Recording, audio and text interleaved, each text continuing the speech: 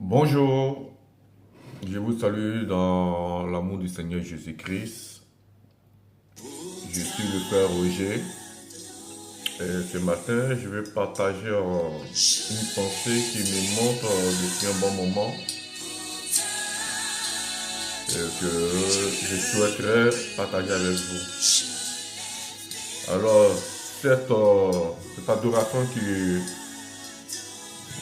qui défile là, avec laquelle je vais vous partager un peu les pensées que j'ai, n'est pas de moi, c'est une adoration du pasteur Yves Castano. C'est avec ces adorations que je vais essayer de vous partager quelques pensées qui me défilent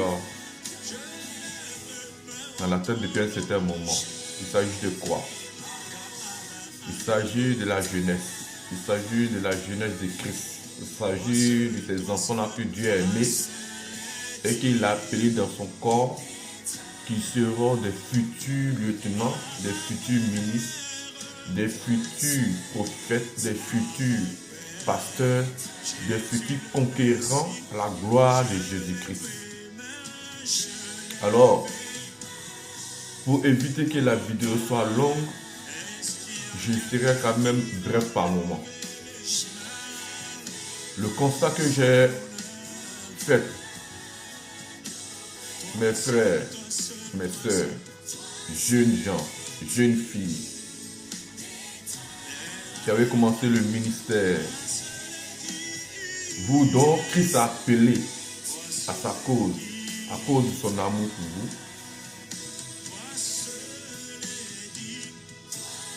Je vois et il constate que énormément de jeunes meurent avant même leur âge. Ils ont des morts précoces. Et cela m'intrigue énormément. Énormément. Parce que pour moi, c'est vraiment un gâchis. C'est un gâchis et je ne crois pas que notre Père qui nous a mis tant, qui est mort pour nous à la croix, qui nous a rachetés, justifiés, est son souhait que nous mourons tôt. C'est pas ça en fait. Je ne pense pas que Jésus-Christ t'ait appelé, sauvé pour que tu meurs avant ton heure de partie, que lui, Christ, a décidé. Il pense que la jeunesse meurt tôt aujourd'hui, étant chrétien, parce que soit ils sont venus en Christ, ils ne ont pas compris pourquoi Christ les a envoyés, les a appelés. Ils meurent tôt parce que il y a d'autres qui veulent reproduire les manières de vivre dans le monde. Qu'est-ce que je veux dire? Il y a d'autres qui aiment c'est bien se faire voir, se faire remarquer. Alors lorsqu'ils arrivent en Christ et qu'ils sont autour d'un pasteur, ils mettent tout en place pour être vus. Et malheureusement, des pasteurs, des hontes de l'Éternel, par moments n'ont pas ce discernement-là. Et pour l'amour qu'ils ont pour ces jeunes-là, pour ces jeunes filles-là, l'amènent tôt à la guerre. Ils amènent tôt à ces jeunes à la guerre. Oui, Christ a dit qu'il nous a envoyés pour faire des disciples.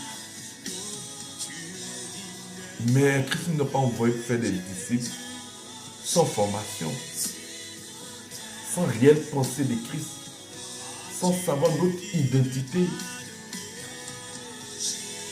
Jeune frère, jeune sœur, tu as commencé avec Jésus-Christ. Sois patient. Calme-toi. Ton heure viendra. Aujourd'hui, nos leaders, aujourd'hui, nos pasteurs, boostent la jeunesse, boostent la jeunesse, boostent la jeunesse. Il y a d'autres qui boostent la jeunesse avec un suivi. Il y a d'autres qui boostent la jeunesse avec la présence dans la vie de cette jeunesse. Il y a d'autres qui boostent la jeunesse dans l'ignorance en les amenant à la mort. Ceux-là, ils boostent la jeunesse, mais ils les lâchent. Ils les envoient en guerre. Jeune frère, n'oublie pas, quand tu as accepté Jésus-Christ, la guerre a commencé. Tes anciens compagnons, le monde des ténèbres, le monde physique, tes collaborateurs, tes amis, la guerre a commencé. Il ne faut pas penser que la guerre n'a pas commencé. Dès que tu es en Christ, il y a une opposition dans ta vie. Les gens veulent ta mort. Les gens veulent ta paix. Alors qu'il se passe. Nombreux des dévanciers. Par des raisons que eux-mêmes, ils savent. Pour pas nous pousse à aller vite à la chair, aller vite à la confrontation avec le monde des ténèbres, aller vite à la confrontation avec nous-mêmes, notre âme. Et c'est un danger. C'est un danger qui amène nombreux des jeunes à la mort. Vous voyez, quand je le prends dans la Bible, moi, Étienne. La Bible dit qu'Étienne était rempli du Saint-Esprit. La Bible dit qu'Étienne était de grâce. La Bible dit que Étienne a été sélectionné par les disciples de Jésus pour accomplir des tâches. La Bible dit qu'Étienne était zélé. Bonjour à toutes et à tous et bienvenue dans ce nouvel épisode de Étienne, il avait le zèle de l'Éternel, comme nombreux de nous. Est-ce que vous pensez que avoir le zèle, tu ne fais pas attention, le zèle amène à la mort. Le zèle d'Étienne amène à la mort. Croyez-vous que Étienne a été sélectionné pour aller à la mort? Par la mort physique. Étienne n'a pas été sélectionné pour aller à la mort physique. Mais Étienne n'était pas accompagné. Étienne est mort. Dieu n'a pas voulu que Étienne vienne maintenant. Avec tout le zèle, Dieu avait besoin d'Étienne encore là. Mais au moment où Étienne tenait son zèle pour Christ, parmi ses adversaires là, il n'y avait pas un ancien. Son mentor n'était pas là. Son pasteur n'était pas là. Celui qui l'a parlé de Christ n'était pas là. Pierre n'était pas là. Les gens n'étaient pas à côté de lui. S'ils étaient à côté d'Étienne, ils ont dit petit, là, ils vont te tuer. Fion. La preuve, dans la Bible, les disciples de Jésus, à chaque fois qu'ils ont eu des obstacles, à chaque fois qu'on voulait les tuer, malgré qu'ils étaient remplis du Saint-Esprit, malgré qu'ils avaient l'amour de Dieu, le zèle, ils avaient le discernement de te retirer par moment. Parce que le but de Christ, ce n'est pas de te faire disciple pour que tu meurs maintenant. Il te fait disciple pour accomplir son agenda, ce pourquoi il t'a envoyé sur la terre.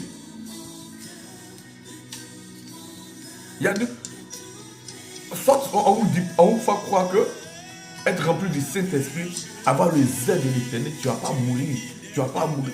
Frère, tu vas mourir. Étienne est mort. Marie qui dit, voilà, Dieu, Jésus, auprès du Père, mon frère, on dit Étienne faisait des miracles. Vous pensez que Jésus a rempli Étienne du Saint-Esprit pour qu'il meure comme ça, même à qui? Non. Étienne, le zèle d'Étienne l'avait aveuglé. À un moment, il ne savait pas à quel moment il faut se retirer. Imaginez-vous si Étienne était encore là. De ce qui dit la Bible d'Étienne, il avait fait des merveilles. Non? Mais il est vite parti. Pourquoi? Avoir le zèle ne veut pas dire que avoir le Saint-Esprit. Parce que la Bible dit qu'il a eu le Saint-Esprit. Ce n'est pas forcément que tu as le haut de Dieu pour commencer le combat. Tu n'as pas encore le OK de Dieu. Dans la Bible, tous ceux qui sont partis sans le OK de Dieu, malgré que la Bible disait qu'ils sont loin du Saint-Esprit, on les a point Dieu. L'homme de Dieu est venu prier pour rien. Ils ont tous échoué. On voit Saoul, le roi Saoul, le premier roi d'Israël. Quand Israël voulait d'un roi, on dit Dieu a point ce Dieu, il a envoyé Samuel pour point Saül. Mais Saül a fait quoi? Le Dieu Saül n'a pas consulté Dieu. Il perd ses combats.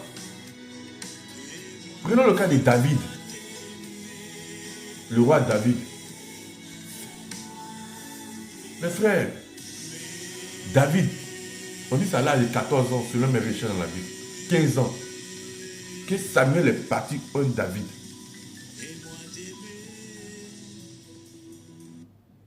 Donc, dans mes recherches, la Bible dit que de 15 ans, David a commencé à faire des exploits. Il a tué Goliath. Il a mené des guerres. Mais dans la Bible, à chaque fois que David voulait mener un combat, c'est de pouvoir garder un œil sur tous ses abonnements. il ne partait pas voir Samuel. Maintenant, c'est Samuel qui est venu sous l'ordre de Jésus-Christ, David. C'est Samuel qui est venu faire ça. Mais on dit à chaque fois qu'il voulait monter, on dit qu'il partait consulter l'Éternel. Il partait devant la face de Jésus-Christ.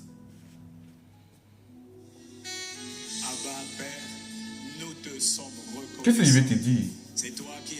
Tu peux être un appelé. Ton pasteur peut t'enseigner. Ton pasteur peut programmer des paroles sur toi. Ton pasteur peut te mettre dans son entourage. Il peut t'encourager. Frères, sœurs, jeunes gens, attends le hockey de Dieu.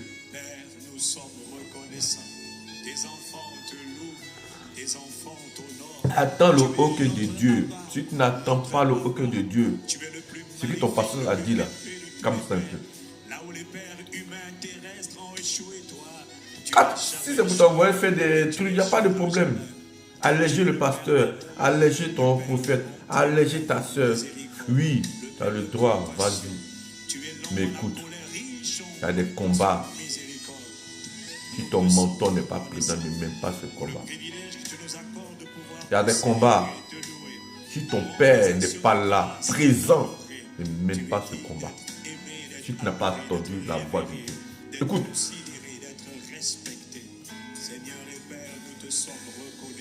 Samuel, mes pattes. La Bible dit que Samuel est né d'une femme qui a fait une promesse à Dieu et dont la promesse a été respectée. D'amener Samuel, si elle est un enfant, d'amener cet enfant-là à Dieu, de le consacrer à Dieu. Selon mes recherches, ça a l'air de 12 ans que Samuel dans la maison d'Élie, que Dieu vient parler à Samuel à 12 ans.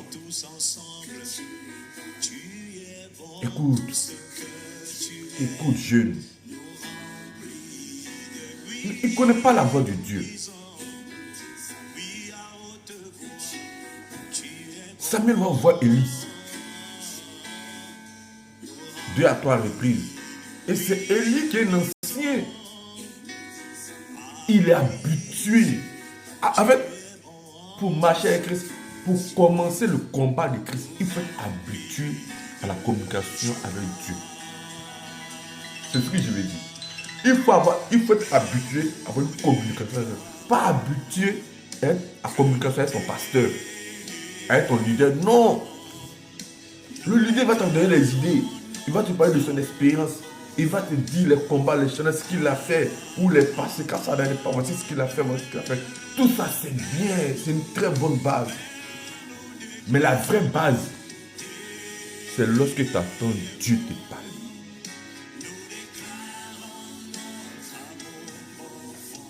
Si tu écoutes un leader, parce qu'il t'aime, d'un amour, est-ce que nous savons que l'amour peut amener à la mort? Il t'aime tellement que il pense que Tu es apte maintenant à vivre, à combattre. Et pourtant, Dieu t'a pas encore. Tu n'es pas encore prêt. Devant pour Dieu, là, tu n'es pas encore prêt. Et ça fait que, jeunesse, vous concentrez plus sur la voix du leader que de vous concentrer sur la parole de Dieu, qui est Jésus-Christ. Ça nous amène à la mort. Ça nous détruit. Alors j'étais disant que Samuel a l'âge de 16 ans. Mais Samuel n'a pas dit que maintenant Dieu me parle, je m'en vais. On dit que Samuel est resté là. Resté sous l'autorité de Élie. Dieu a commencé à parler avec lui, mais il n'avait pas encore le top des palos. Ok. Tu vois mes recherches, Élie, on dirait ça, 90 ans comme ça, il est mort. 98 ans, les trucs comme ça. Il a voisiné les 100 ans.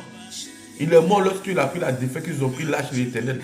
Il est tombé, il est mort quand ses enfants sont morts tous. Et ça, Dieu l'avait déjà dit à Samuel depuis l'âge de 12 ans.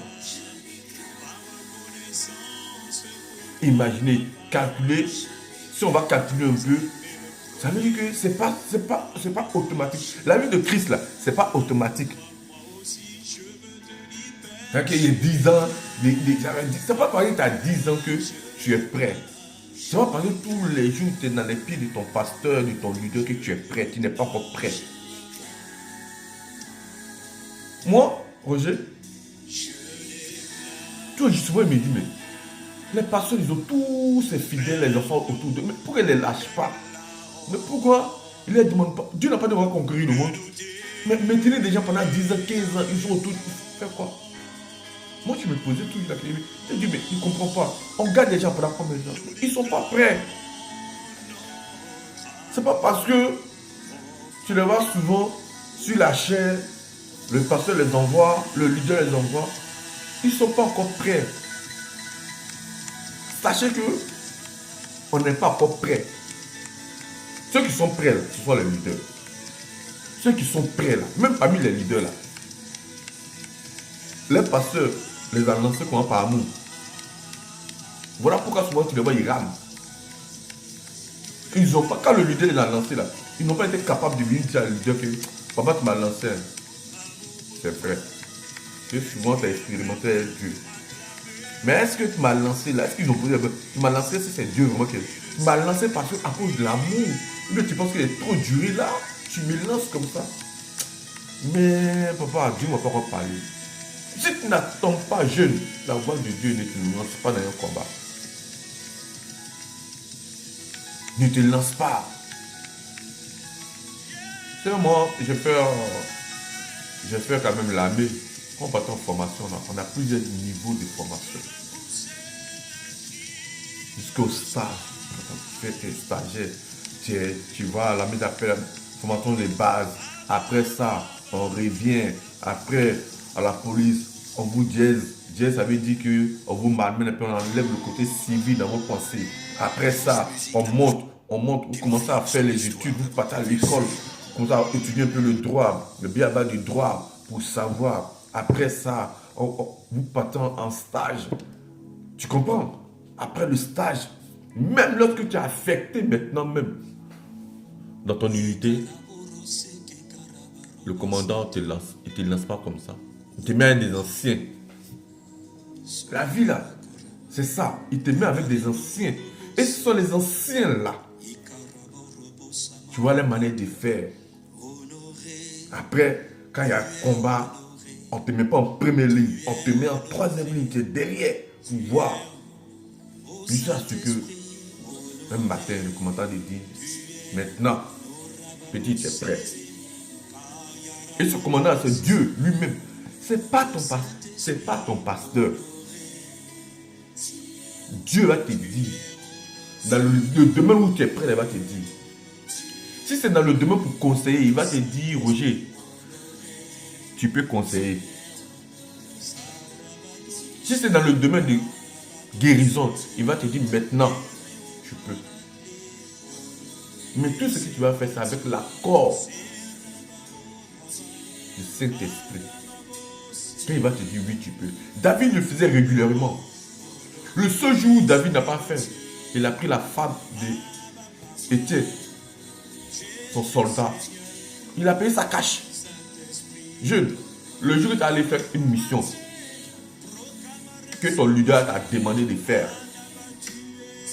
c'est que Dieu ne t'a pas donné l'ordre, tu vas mourir. C'est comme ça, nombreux de jeunes sont malmenés, sont frappés dans les nuits. Les vies sont bloquées. Si ce n'est pas Dieu qui a fait grâce, son leader ne peut rien faire. Écoutons, jeunes, n'allons pas la mort. N'allons pas la mort. Si un leader te donne une mission, tu dois être devant. Prends ses responsabilités. Il ne peut pas te demander d'aller prier pour un frère, pour une soeur, et que lui, il est couché à la maison, il dort. Même s'il n'est pas parti physiquement avec toi, au moment où toi tu pars, il doit être en prière, jusqu'à ce que tu finisses la mission que tu l'as fait. Il a quitté la maison de telle personne.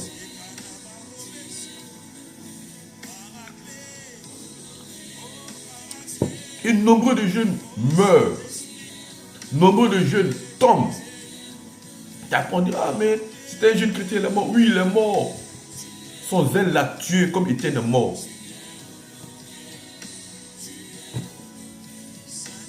Dieu parle encore, mes frères.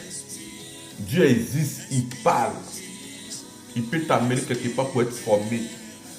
Mais pour te valider, c'est Dieu qui te valide. Dieu peut te valider à travers ton leader. Mais Dieu même va te confirmer ça. Il va te confirmer ça. Et lorsque le leader va te confirmer, quand le leader va te dire, tu es prêt, maintenant, vas-y. Tu vas te rappeler que Dieu m'a déjà confirmé, ça fait une semaine, ça fait un mois. Et là, tu peux partir. N'allons pas vite à l'ambition. La vie, là, c'est la guerre. Il n'y a pas d'amusement, il n'y a pas. Comment vous pouvez imaginer que des parents qui ont mis les enfants au monde les tuent? Il n'y a pas de sentiment dans le monde des ténèbres. Donc quand tu viens en Christ, nous tous, et pas de nous tous, attendons l'heure de Christ. Pendant ce temps, mangeons la nourriture sur nous. Mangeons la Bible. Ça ne sert à rien de se précipiter. Jeune, attends ton heure. Attends ton heure en servant Dieu. En aidant ton pasteur. En restant dans la présence de Dieu. Ne va pas à la guerre sans être prêt. N'aimez pas les combats. Écoutez, le jour où vous êtes dans une cellule de prière et que le leader ou lui qui dirige là, il donne un sujet, que ton cœur n'est pas prêt, il ne faut pas prier. Il ne faut pas faire le combat là. Parce que le combat là, quand tu vas l'engager là, le pasteur est fini là, il va rentrer chez lui. Parce qu'il a une femme, mais il n'a pas de femme, mais il a sa vie. Il a une autre vie, il a une vie. Il a le droit de rentrer et vivre sa vie. Et toi, tu vas rentrer. Mais je te dis, c'est comme ça, il y a d'autres qui ne donnent pas. Parce que yo, écoutez, si tu ne te connais pas, tu ne sais pas, est-ce que vous êtes vraiment conscient de la vie surnaturelle? Si tu es conscient de la vie surnaturelle, tu dois être conscient de qui tu es. Du savoir que 1000 à ma gauche, à ma droite, ils sauvent. Pourquoi? Parce que tu as eu l'intimité avec Christ et puis tu l'as dit. Pas parce que le pasteur te l'a dit. Le pasteur est arrivé juste en mémoire. Mais toi-même, tu dois venir t'asseoir dans la présence du Père. Papa, ce que mon leader a dit, confirme-moi ça. Dieu va te confirmer. Si tu n'es pas prêt, il ne va pas te confirmer. Si tu ne te confirmes pas, il ne faut pas rentrer dedans. Si tu te confirmes, rentre. Yo, on lutte, hein. On lutte. Mais il faut lutter avec l'accord de Christ. Donc, comme j'ai dit, je ne vais pas être long. Souvenez-vous très bien de David. D'abord d'Étienne. Il est mort vite parce qu'il n'y avait personne à ses côtés pour lui dire, là, le débat que tu as envoyé là, les propositions que tu es en train de faire, là, ils vont te tuer. Quittons ici. Nombreux de ces prophètes-là, nombreux de ces leaders-là, qu'ils étaient en danger, qu'ils savaient que là, ils allaient les lapider, tuer. Les gens quittaient le lieu. Était malgré que la Bible dit qu'il a eu la sagesse. Ce jour n'a pas eu la sagesse de quitter le lieu. Pourquoi? Parce que Pierre n'était pas à côté.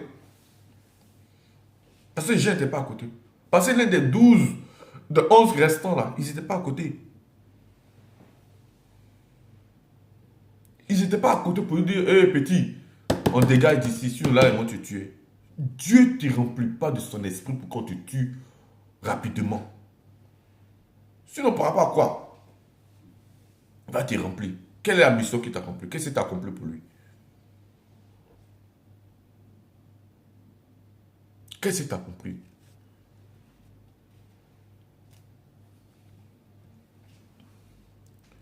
Être autour de ton pasteur H24. Ne fais pas dire que tu es encore, Dieu t'a donné le OK. Tu es encore en préparation. Je ne te donne pas la mort pour rien. Tu as tellement de belles choses à accomplir. Tu as tellement de belles choses. Tu as ta famille. Ta famille a fait sortir des ténèbres. Tu as tes collègues a fait sortir des ténèbres. Écoute, ne sois pas ce jeune-là qui veut plaire quelqu'un à l'église. Ne sois pas ce jeune-là qui veut amener sa vie du monde à l'église. Le m'as-tu vu amène à la mort. C'est le m'as-tu vu qui a créé le bruitage. Je vais voir. Les biens mal acquis. Ces jeunes-là, on nous lance vite. Allez prêcher, avec des hommes de Dieu, avec des pasteurs. Et puis après, on te lâche. Et tu es livré à toi seul. Qu'est-ce que tu deviens? Tu deviens un voleur, un braqueur. Tu rencontres des mensonges. Parce que le leader t'a vite lancé. Dieu n'amène pas ses enfants au front sans la provision. Seigneur, Dieu n'amène pas. Lisez la Bible. Dites-moi dans la Bible là, qui Dieu a lancé puis le gars il avait faim. On dit, le pain de proposition était mangé par David.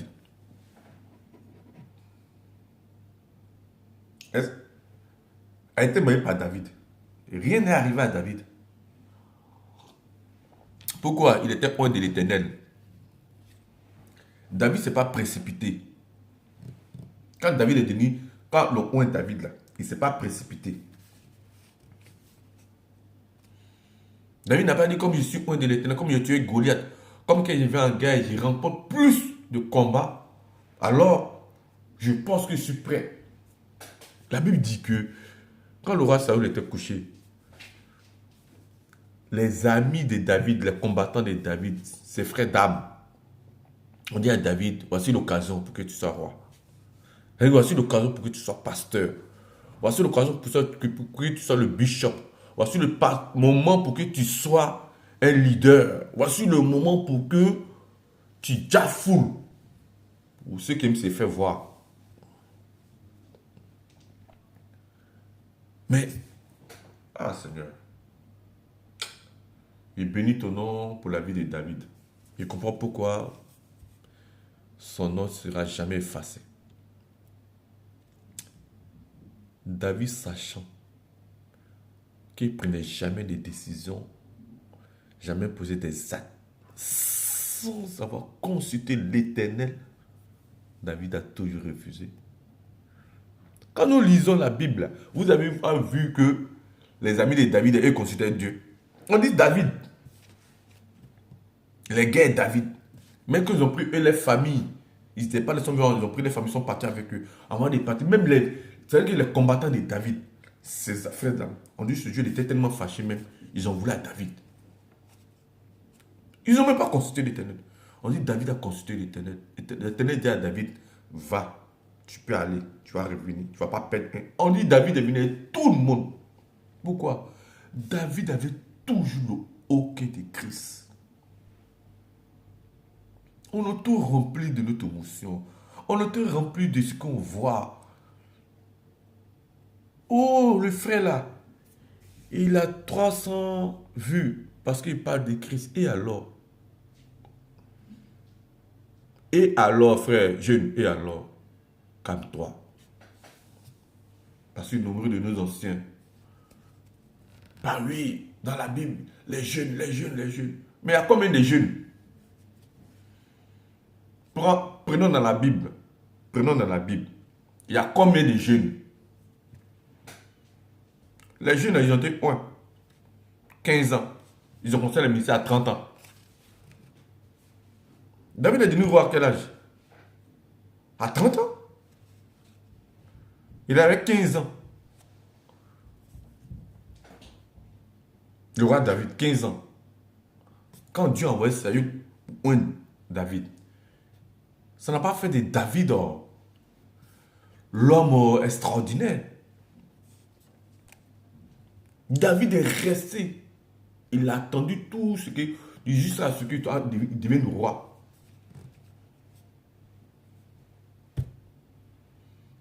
Par contre, Étienne, on ne dit pas que David était rempli du Saint-Esprit. Même si on sait que l'huile est une image du Saint-Esprit.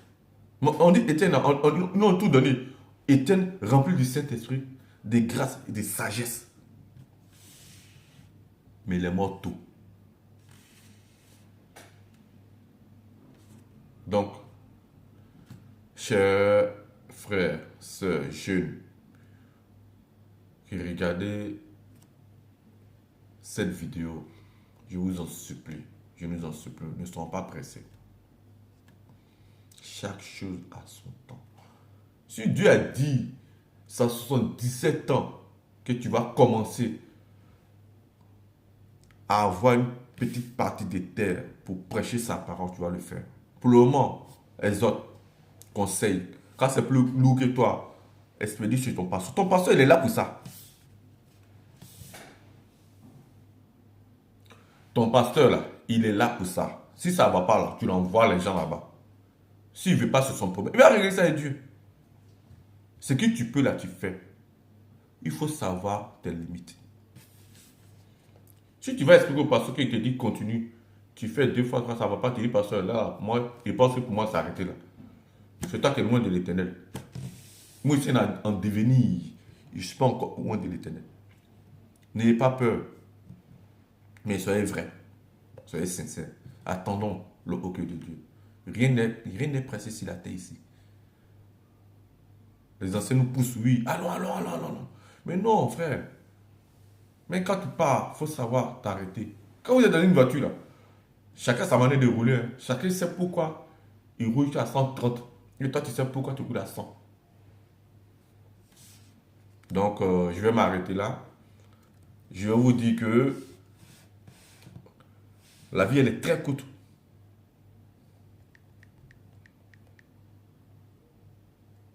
Elle est très courte. Mais malgré qu'elle est courte, on peut faire des exploits. Mais avec la présence, la parole, l'eau qui est de Dieu. comme David le faisait toujours. Il attendait, il consultait avant de faire toutes choses.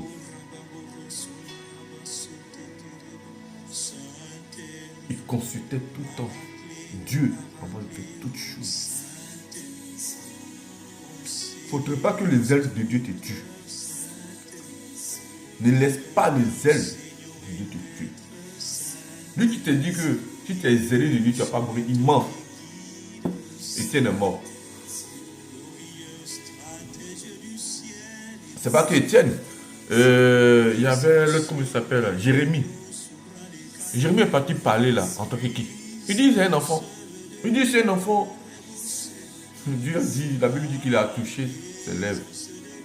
C'est qu'il a mis quelque chose. C'est que Jérémie, il est le hockey de Dieu. Dieu dit, pars. Vas-y.